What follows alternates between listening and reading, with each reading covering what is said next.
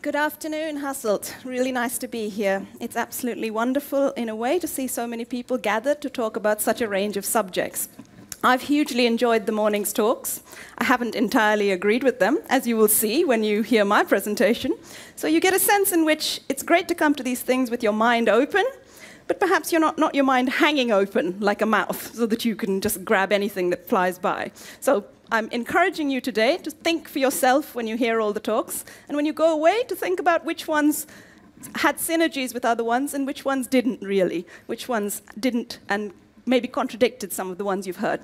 And I'm going to start out with a tiny bit of homework for you, or work for you to do here, really, and it asks you just to turn to the person next to you and tell them in 1 minute, what do you think democracy means to you? What does democracy mean to you? So we're moving from the humorous to the very serious. 1 minute, just 1 minute. Okay, so let me tell you a little bit about myself. I've been a teacher, a researcher, and educator with young people for the last 21 years. It's a very exciting profession. It's something I absolutely love doing. And now I teach a master's at the London School of Economics. It's a great place to work. And one of the things that it's been a privilege to do since I've been there is to have discussions about issues like democracy and new media, the stuff you've been hearing about all day, with some of the greatest and most innovative students across the world. But also, my projects over the last 7 years have taken me to various different places, perhaps to places where new media isn't as prevalent as it is across Europe and North America. And that has given me a different sort of insight into the kinds of claims we hear on a daily basis about new media. But I'm going to take a step back and just talk to you for a minute about what inspires me to think about new media and democracy in the same sentence. Well, first of all, there were people fighting against all different kinds of injustices and regimes long before there was new media. There is, for example, on the screen, anybody know who the man is on the screen? A famous social scientist and philosopher, Antonio Gramsci, who worked under a fascist regime and did most of his good work, his best writing, in jail. And I hope that your civic participation, that your laughter and innovation doesn't land you in jail, but it might. Because the whole point about democracy, and if something is worth fighting for, is that it means you have to take risks. The second person up on the screen, a very wonderful and interesting woman called Iram Sharmila, has been fighting for the last 13 years against something called the Armed Forces Special Powers Act in India. She's been on hunger strike, she's in an Indian jail, and she's had a tube up her nose force-feeding her because it's a crime to let yourself die under the Indian constitution. And so fighting against violence, she herself is experiencing violence, and she's in jail for her beliefs and for the things she's trying to do. Now, the kinds of discussions that we're going to have today in relation to young people come out of a long period of annoyance with the kinds of claims that are made about young people and technology. And so we set out in 2005 to write a project about young people, new media and technology, which would investigate some of the claims being made about them. And thankfully, we got funding from the European Commission to undertake this work. The kinds of rhetoric that we were confronting, and I'm sure they won't be new to you because you've heard them in the room today, perhaps even. Well, the first one, perhaps not so much, but in lots of policy literature, we do hear that young people are a disconnected generation, that they are somehow apathetic about politics and about democracy, they don't have views and ideas on these subjects. If you've never heard that, you're very lucky. Any young people in the room here today?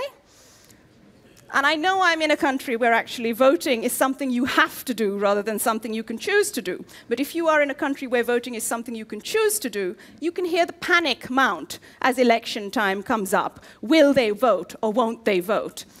Second, we heard a lot of rhetoric about young people and new technologies. Young people are somehow born digital. They are the digital generation.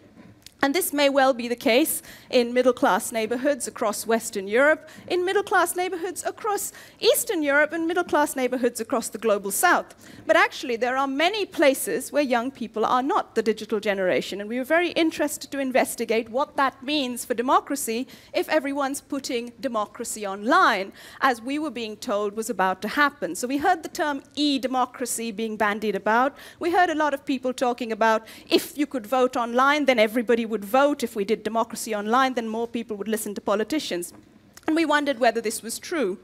And we set out to ask things like, what are young people really doing in the public sphere? What do they do on their days off when they're not partying, according to the powers that be? And then what kinds of participation and responses do they get from teachers, authorities, parents, government? Who says what to young people when they choose to participate? And finally, what do young people say would make them participate more? In the previous video that you watched, you were laughing about the notion of participation online and the way people were remixing things. But there's a whole new phrase about young people doing the rounds, which is that young people are remixing democracy. So let me see if I can talk to you a little bit about that. But first, just some of the nitty-gritty tools that researchers use. We used surveys, which were both online, around 3,000 of them, and 7,000 administered by a survey company. So we've got a huge sample to look at. We did website and social media analysis, over 500 websites and social media campaigns across Europe.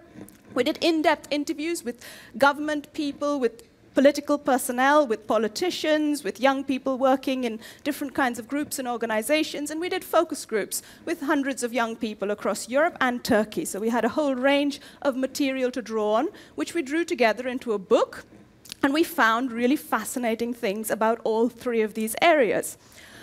Of course, this may come as no surprise to you. Young people are not a homogeneous social group. They are cross-cut by aspects of race and gender, and that's just the bottom line. The most important factor that we found that distinguishes young people from each other, of course, is still social class. And this is not something that is reflected in policy documents or in academic documents, unless you're looking in the domain of youth studies, where people actually study the differences between young people. If you talk to marketers, for example, there is a very strange notion that young people all do the same things, have the same kinds of interests and ideas, that they like to shop, they like to party, they like to have fun, they're very individualistic, and this is not something that we found reflected in our research. Of course, one of the things that we did find, which was something that perhaps is rather despondent or depressing, was that young people are disconnected from politicians, that their view of politicians is extremely dreary. They view them as corrupt and self-serving, as deceitful, as, in fact, trying to mislead consciously the population. And this sense of betrayal that young people have got stronger and stronger as we moved from elite communities of young people working in very highly esteemed professions through students in universities and to deprived communities of young people, where actually young people were fighting just to get their daily bread, just to eat every day, to make sure that their little children had shoes on their feet. And yes, young people do have children too. So if you're talking to a 25-year-old, she may well have an 8-year-old or a 5-year-old hanging on her skirts. Nevertheless, back to the positives. We found that young people, despite being disconnected from politicians and perhaps from institutional politics, were in no way disconnected from the notion of politics as such. So they were interested in a whole range of things, from sexuality and religion and culture, which were hotly debated and had forums in which young people were contributing both positive and negative things to the public sphere, to animal rights, the environment, voting and governance. There were fierce debates going on, both on and offline. And here it's important to note that in our work on institutions and on institutional civic participation, we found that young people, again, were a group who was strongly stereotyped. So often in organizations, they would be given jobs where they were not paid, where the similar job given to someone 10 years older would be highly remunerated or well remunerated. Also, young people were assumed to be the digital generation, and so in many civic organizations, they were given jobs like managing the website, with very little steer on what kind of ideology was to go out and very little steer on any new technology that was to be used. And so you had very ad hoc, strange websites being put out by people who had their own ideas about what they wanted to see out there.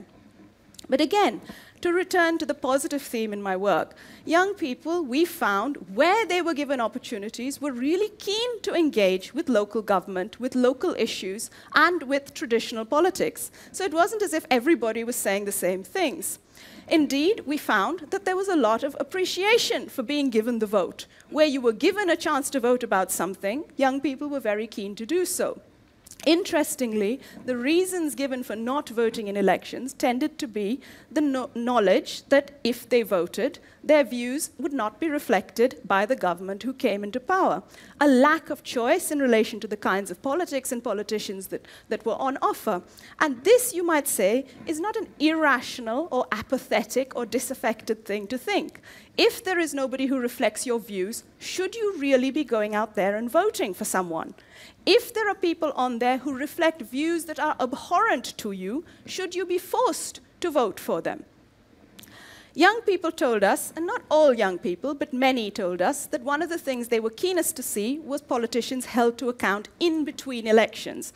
They were uninterested in having politicians come and see them 5 days before they got elected. They wanted to be able to speak to them on a daily basis. They wanted to be able to speak to them and communicate with them. Of course, the internet has been touted as a wonderful way of connecting politicians to young people, and there were many initiatives we found with politicians making YouTube accounts of themselves, making breakfast for their children, as if somehow the problem with democracy is an issue of communication. We just haven't seen how human our politicians are. The young people rejected this. They said, actually, the things they wanted to see were politicians doing things about the economy. For example, holding corporate tax dodgers to account. And there were huge flash mobs about this across London and across many other cities, for example, in Barcelona and Madrid, during our research. And we were really interested in the way in which these happened to be cross-generational. So it wasn't as if it was just young people coming along. There was a lot of learning going on in these situations. In fact, quite interestingly, and I don't know whether any of you have taken action recently, we found that young people didn't separate themselves off into separate little cohorts. They actually worked together with older people. So what did we learn from our research? And to sum up, I'd like to go back to the 3 themes of the research. Participation, it seemed to us, fell into 2 quite distinct categories. There was the thing we can call dutiful participation, and it's been theorized by many social scientists before, but we found examples of this time and time again. So if you did something good, let's start with just picking up litter or holding doors or volunteering at a TEDx conference, that was seen as really great, and that was wonderful, and it could go on your CV. But if you did something slightly more dissenting, so for example, if you came to a TEDx conference and threw an egg at a speaker whose views you really held abhorrent, that wasn't so nice, and people frowned at it. And let's take it even further. We found that there were groups who were doing things like deflating the tires of sports utility vehicles to make a point about environmentalism.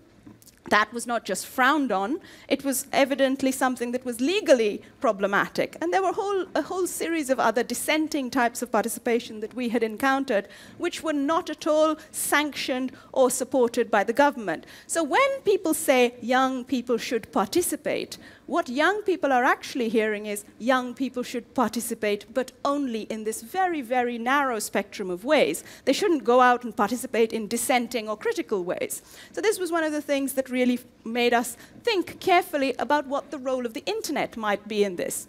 And of course, here too, we came to the conclusion that there is no separate sphere called online where you can do participation quite separately from the offline. It complements what's going on offline. It does not replace it. It's a really useful tool. And here, in riposte to the people who've written articles about Twitter revolutions, again, we found that it is only something that is open to young people who have the kinds of educational skills, the kinds of knowledge, the kinds of political understanding which it takes to use these tools. So, if you don't have that kind of political education, if you don't have that kind of media education, again, you're stuck, you're in a bind. It isn't a replacement in any way. You can't just put the internet in front of someone and expect them to participate in a political way. Finally, we found that young people absolutely are not a digital generation. Just because you know what ROLF or LOL mean does not mean that you can make your own YouTube political video, upload it, and circulate it around the world. It doesn't mean that you know how to make a meme and circulate it, nor does it mean you have access to the technologies in all of these places. So basically, many young people in Europe are asking for better, deeper, more entrenched democracy. They're not rejecting it. There are, of course, the cynics. There are, of course, some not very nice young people whom we interviewed in our focus groups. There are young people who are moving strongly towards right-wing parties. And we felt very much that this was an evidence of their disaffection with a certain type of participatory democracy. But if you take one thing away from today, it should be the kinds of things that young citizens are saying. They want decent housing, education, health services, and they want employment as a prerequisite to help them engage. If the only way I can make this come home to you strongly is to say that if you didn't know where you were going to sleep tonight, you wouldn't be as engaged with what I'm saying to you and with what all the other presenters have said to you. If you thought that you were about to lose your job, you'd be less likely to engage, you'd be less likely to be here, and more likely either to be depressed somewhere else or looking for a job. So these kinds of things do have an impact on how people participate. Another thing that young people asked for was not to do internship after internship unpaid, was not to volunteer unpaid, but to get equal pay for equal work at whatever age they happen to be. They asked for more free public spaces where they could learn and hang out free of risk, where they wouldn't be rounded up by the police just because they happened to be young.